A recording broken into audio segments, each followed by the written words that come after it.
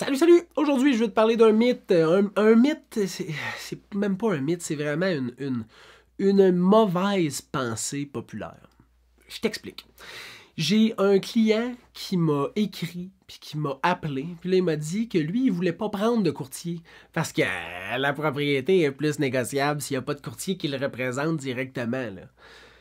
Là, moi, ça me fait capoter, là. Mes oreilles cillent, je tremble, je shake, j'ai juste le goût d'y répondre, mais je prends mon temps. T'sais. Je sais que ce client-là, je ne pourrais pas nécessairement le faire changer d'idée on the spot. Mais vous, par exemple, présentement, je peux peut-être vous aider à y voir clair. Fait que si toi, tu penses que parce que tu ne prends pas de courtier pour te représenter dans une transaction d'achat, tu as plus de chances de négocier le prix du vendeur ou d'avoir des avantages, peu importe que ce soit financier, conditionnel, peu importe, du courtier, du vendeur puis du vendeur, ben tu te trompes.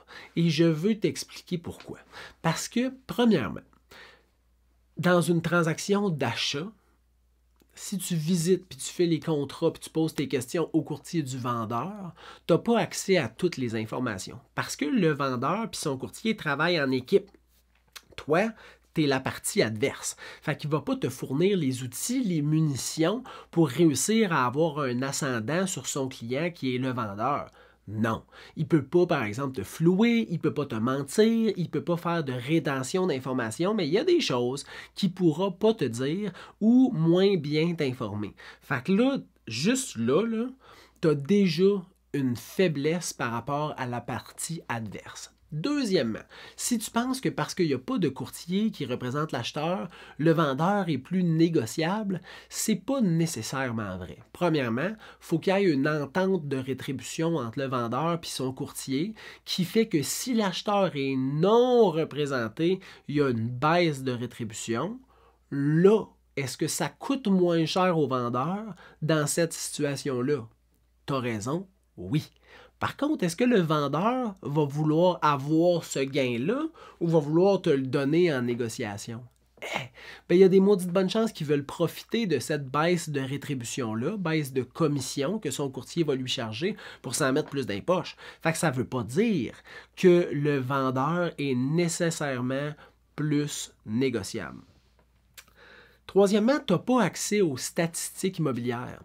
Fait que tu ne sauras pas, est-ce que la maison, tu la payes 30 000 trop cher, 30 000 pas assez cher, tu n'en as aucune idée. Puis vu que le courtier représente le vendeur, ben il ne pourra pas t'aider non plus à y voir clair, à analyser les statistiques, puis à trouver une bonne stratégie d'acquisition. En plus de ça, tout ce qui est clause, délai, ta protection à toi, là, les conditions dans ton offre d'achat qui viennent te protéger dans ton acquisition, tu n'y as pas accès à ces conseils-là. Tu as accès aux documents. Si tu sais quoi demander au courtier du vendeur, tu peux lui demander. Mais lui ne pourra pas nécessairement te les proposer d'office parce que c'est des conditions qui viennent restreindre la qualité de ton offre d'achat face au vendeur. Puis son client, c'est le vendeur. Fac, tu as moins de connaissances, de compétences, de possibilités, de conditions qui viennent te protéger, mais qui viennent quand même faire que ton offre d'achat est alléchante puis que le vendeur a le goût de l'accepter. Fait que ça, ces 4 points-là font que de ne pas prendre un courtier pour te représenter, c'est pas la bonne idée. Tu n'auras pas plus de négociations, tu n'auras assurément pas plus de sécurité, puis tu n'auras pas plus de chances de mieux clore ta transaction si tu n'as personne qui te représente. À l'inverse, puis là, je ne vais pas rentrer là-dedans, mais un courtier pour acheter, sur Centris, c'est gratuit. Puis depuis environ 2 ans, les courtiers des vendeurs, ils ont l'obligation de te dire qu'ils représentent le vendeur, qu'ils ne représentent pas tes intérêts, que tu as le droit de visiter avec un courtier puis qui te le suggère fortement. Les courtiers des vendeurs, ultimement, ils ne veulent plus toucher à des acheteurs parce qu'ils ne veulent pas avoir l'air de peut-être être en conflit d'intérêts puis de peut-être pas avoir conseillé les bonnes affaires. Fait que le courtier du vendeur, c'est sûr qu'il marche sur des œufs des fois. Mais si tu as ton courtier, là, t'es free for all d'y poser toutes les questions possibles, de bâtir une stratégie puis de te lancer dans un projet d'acquisition en toute sécurité. Sécurité. Ça coûte rien, c'est plus sécuritaire, tu n'auras pas moins de négociations potentielles. Puis en plus, c'est enveloppant, tu as une personne avec un réseau de professionnels qui peut t'aider. Regarde, j'en ai déjà trop dit.